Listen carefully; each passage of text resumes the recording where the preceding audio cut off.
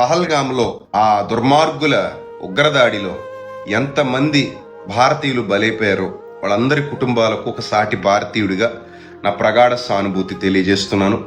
అలాగే ప్రాణాల అరచేత పట్టుకుని ఆ నీచుల చేతుల్లో నుండి తప్పించుకుని ఏ విధంగా నేను స్వస్థలానికి వెళ్ళిపోవాలని ఎయిర్పోర్ట్లకు పరుగులు తీసినటువంటి వాళ్లకు మంచి ఆఫర్ ఇచ్చి టికెట్ల రేట్లు పెంచేసినటువంటి గొప్ప దేశభక్తులైన ఎయిర్లైన్స్ వాళ్ళకు కూడా నా జోహార్లు తెలియజేస్తున్నాను.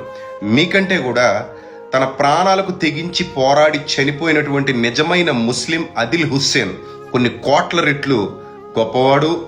అలాగే నజకత్ అలీ అని ఒక కాశ్మీరీ వ్యాపారి ప్రాణాలకు తెగించి ఎంతో మందిని మతాలకు అతీతంగా కాపాడి స్వస్థలాలు మార్చడానికి కష్టపడ్డాడు. అతను చాలా గొప్పవాడు. మీరు మాత్రం శవాల మీద రూపాయలు ఏరుకోవడానికి కొన్ని ఎయిర్లైన్ సంస్థలు ఈ విధంగా చేశాయని విన్నప్పుడు చాలా బాధ అనిపించింది, గుండె బరువెక్కింది. మనమందరం ఈ సమయంలో చాలా ఐక్యంగా ఉండాలి. నా ప్రియమైన భారతీయులారా, వీఆర్ ఆల్ ఇండియన్స్. మతాలకు అతీతంగా మనం నిలబడాల్సిన సమయం ఇది. మతాలకు అతీతంగా ప్రభుత్వాలకు సపోర్ట్ చేస్తూ ప్రశ్నించాల్సినటువంటి సమయం ఇది.